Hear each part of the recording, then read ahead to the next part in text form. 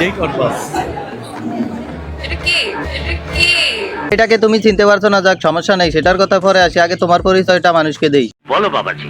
আসলে এর নাম হচ্ছে শান্তি রহমান। একে চিনে না এরকম লোক খুঁজেই পাওয়া যাবে না। একটা সাংবাদিক একে প্রশ্ন করেছিল, মানে কয়েকজনের ছবি দেখানো হবে স্ক্রিনে আর এ বলবে ডেট অফ বার্থ, আর কিছুক্ষণ পরই ওমর অন ফায়ারের ছবিটা তার সামনে আসে। আর ওমর অন ফায়ারের ছবিটা তার সামনে আসা মাত্রই সে বলতেছে একে নাকি সে চিনি না, আবার বলতেছে যে এটা টিকটকার। এখন আমার কথা হচ্ছে হ্যাঁ টিকটকার ঠিক আছে, কিন্তু টিকটকে তোমার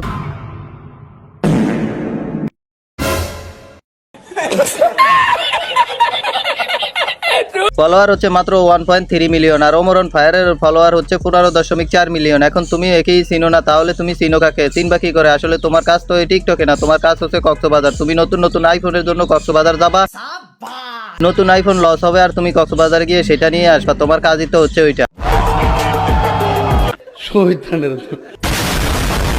ওমর অন ফায়ার ওমর ওই যে টিকটকার ওমর অন ওই যে TikToker Omar on fire.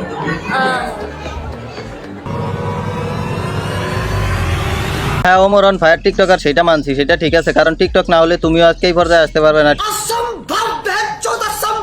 TikTok থেকেই মানুষ পরিচিত হয়ে তারপরে ইউটিউব এবং ফেসবুকে আসে, তারপরে ডলার কামায়। কারণ টিকটকটা থেকেই মানুষের ফেমাসিটি পায় এবং মানুষের কাছে পরিচিত হয়, তারপরে ইউটিউব চ্যানেল খুলে বা ফেসবুক পেজ খুলে তারপর সেখান থেকে আর্ন করে। ঠিক বলেছো। এটা কি ওই যে টিকটকার আসলে টিকটক থেকেই তাদের একটা ফেস ভ্যালু তৈরি হয়, আর সেখান থেকেই তারা টিকটক ইউটিউবে গেল, মানুষ তাদেরকে সেখানে গিয়েও সাপোর্ট করে। এইভাবেই টিকটক থেকে মানুষের ফেমাসিটি বাড়তে থাকে।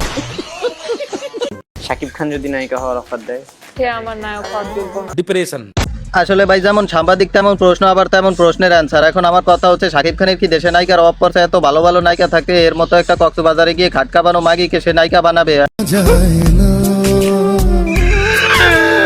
তাদের রুচির কি এতটাই দুর্ভিক্ষ হয়েছে যে এর মতো নায়িকাকে বলবে যে শাকিব খানের নায়িকা হতে? আর এ বলতেছে শাকিব খান নাকি তার নায়ক হওয়ার যোগ্যই না। আমার কথা হচ্ছে শাকিব খানকে অ্যাকসেপ্ট করবে নাকি পিছন ঘুরে একটা লাথি মেরে আবার বাসার দিকে পাঠিয়ে? 100-তে 100। বিয়েতে দেখা যায় যে 10-20 লাখ 15 লাখ টাকা খরচ হয়ে যায়। সো তুমি কি এই 15 লাখ টাকা খরচ করে বিয়ে করবা, নাকি এই টাকা দিয়ে তুমি ঘুরতে চলে যাবা? আসলে আপু আপনার প্রশ্নটা করা হয় না, আমি বলতেছি, কারণ আপুর তো টাকা নিয়ে ঘুরতে যাওয়ার দরকার নেই। আপুকে বাইরে হোক দেশে হোক ঘুরতে নেওয়ার মানুষের অভাব নেই, কারণ আপুকে ঘুরতে নেওয়ার জন্য অনেক মানুষই লাইন ধরে আছে। এখন আপু তো যাওয়ার সময় পায় না এবং সিরিয়াল দিতেও পারে না ঠিক মতো। অবশ্যই ঘুরতে চলে যাবো। আমি এত ধুমধাড়াকা করে হোপফুলি বিয়ে করবো না, আমার ইচ্ছা নাই কখনো। এত পরিমাণ লোক যে আপুকে নিয়ে ঘুরতে যেতে চায় যে আপু তাদেরকে সময়ই দিতে পারে না। কারণ হয় কি যে এই সময় ডিভোর্সটা বিয়ের তুলনায় বেশি। বিয়ে করছি, যদি ডিভোর্স হয়েও যায়, আল্লাহ না করুক, হ্যাঁ কেউ জানবেই না। হ্যাঁ আপু একদমই ঠিক বলছেন, কারণ ঘরোয়াভাবে বিয়ে করলে পরে যদি ডিভোর্স হয়ে যায় তাহলে তো আপনার আবার পরে সমস্যা হয়ে যাবে। তা না হলে তো আপনি বিভিন্ন দেশে যাইতেও পারবেন না, ঘুরতেও পারবেন না, এবং তারা আপনাকে নিতেও যাবে না, কারণ বিয়ে হয়ে গেলে তারপর আর আপনার তাদের প্রতি ইন্টারেস্ট থাকবে না। তাই বলতেছি আপনি চুপচাপ বিয়েটা করে নেন, ডিভোর্স হলেও তারা জানবেও না, তারপরেও আপনি ঘুরতে যেতে পারবেন এবং নতুন নতুন জিনিস পাঠাইতে পারবেন, সেটাই ভালো হবে।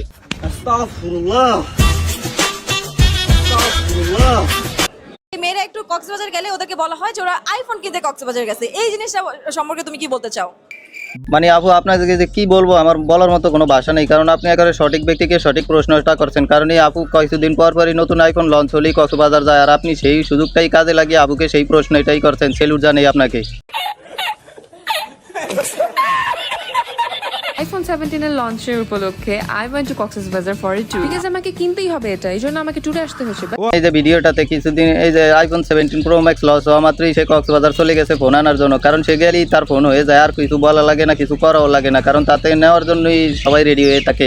জি স্যার, আপনি ঠিক বলিয়াছেন। আর তার কাস্টমাররাও এই সুযোগে অপেক্ষা করে যে আইফোন নিউ মডেল আপডেট হবে আর শান্তি রহমানকে নিয়ে তারা সেটা গিফট করবে, সেই অপেক্ষায় তারা থাকে। আমার অস্ট্রেলিয়া, নেপাল এইসব জায়গায় যাওয়ার অনেক ইচ্ছা। Also Istanbul. বলতাছি আপু দেশেরটা কিন্তু একবারই নর্মাল, অস্ট্রেলিয়া নেপাল এগুলো একবারে বিশাল বড় সাইজ, আপনি কি ওই সাইজ নিতে পারবেন? আগে চিন্তা করে দেখেন, তারপরে নেপাল অস্ট্রেলিয়ার যাওয়ার চিন্তা ভাবনা করেন, পরে যায় দেখা গেছে অনেক ক্ষতি হয়ে যাবে, তারপর আমরা আপনাকে দেখতে পাবো না, তাহলে আমাদের অনেক কষ্ট হবে। তাই বলতাছি চিন্তা ভাবনা করে তারপর যাওয়ার চেষ্টা করেন।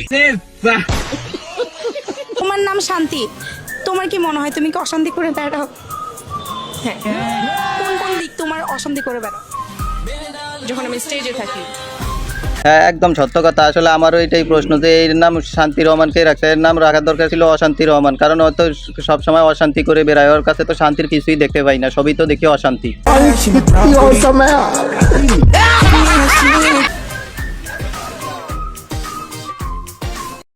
তোমার আসলে আপু স্টেজে উঠলে নিজেকে ধরে রাখতে পারেন, এর একটাই কারণ স্টেজ পারফর্ম করার সময় অনেক লোক থাকে, আর যখন আপু এগুলো দেখায়, কারণ এগুলো দেখেই তো মানুষের একটু আকর্ষণ বাড়বে, তারপরে মানুষ আপুকে নেওয়ার জন্য পাগল হয়ে যাবে, মানে কক্সবাজার নেওয়ার জন্য পাগল হয়ে যাবে। সেই জন্যই আপু স্টেজে উঠলে আর নিজেকে কন্ট্রোল করে রাখতে পারে না। তো আজকের ভিডিওটি এই পর্যন্ত। ভিডিওটি ভালো লাগলে একটি লাইক দিবেন, আর আমাদের চ্যানেলে নতুন হলে অবশ্যই চ্যানেলটিকে সাবস্ক্রাইব করে দিবেন, আর আমাদের নেক্সট ভিডিওর জন্য অপেক্ষা করবেন। ততক্ষণ সবাই ভালো থাকবেন, সুস্থ থাকবেন। আল্লাহ হাফিজ। কেন সবাই আসতে বিয়ে মানে ঘরোয়াভাবে বিয়ে করতে চায় সবাই, কেন মানে কেন? কারণ হয় কি যে এই সময় ডিভোর্সটা